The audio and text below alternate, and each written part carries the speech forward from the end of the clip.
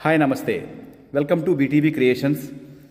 భారత 11వ ఉపరాష్ట్రపతి వర్యులు శ్రీ ముప్పవరపు వెంకయ్యనాయుడు గారు ఆంధ్రప్రదేశ్ పర్యటనలో భాగంగా ఈరోజు స్వర్ణ భారత్ ట్రస్ట్లోని శిక్షణ పొందుతున్న వివిధ విభాగములకు చెందిన యువతీ యువకులతో ముఖాముఖి కార్యక్రమంలో పాల్గొన్నారు. తనకు ఎంత బిజీ షెడ్యూల్ ఉన్నా, ఎన్ని కార్యక్రమాల్లో పాల్గొన్నా ఇక్కడ స్వర్ణ భారత్ ట్రస్ట్లోని విద్యార్థులతో మాట్లాడే కార్యక్రమం తనకు ఎంతో సంతృప్తినిస్తుందని తెలియజేశారు. పేద వర్గాలలోని అమ్మాయిలను అబ్బాయిలను స్వర్ణ భారత్ ట్రస్ట్లో చేర్చుకుని వారికి కాస్త విద్యాబుద్ధులు నేర్పించి శిక్షణ ఇచ్చి ఏదొక విభాగంలో ప్రావీణ్యం ఇచ్చే విధంగా చేస్తే తద్వారా వారి కాళ్ళ మీద వారు నిలబడగలరు. ఎవరి దయాదాక్షిణ్యాల మీద వారు ఆధారపడనవసరం లేదు అని తెలిపారు. అందరికీ తెల్ల ఉద్యోగాలు అంటే వైట్ కాలర్ జాబ్స్ రావాలంటే కుదరదు.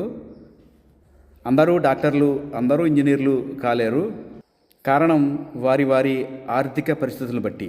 కాబట్టి ఏదొక వృత్తి నైపుణ్య శిక్షణను ఎంచుకొని దానిలో ప్రావీణ్యత పెంపొందించుకొని జీవితంలో స్థిరపడాలని, భారతదేశమును మరింత శక్తివంతమైన దేశముగా, వికసిత్ భారత్గా 2047 నాటికి తయారు కావాలని ఆకాంక్షించారు. అవినీతి లేని భారత్గా ఆదర్శంగా తయారైతేనే భారత్ వికసిస్తుందని శ్రీ వెంకయ్యనాయుడు గారు తెలియజేశారు.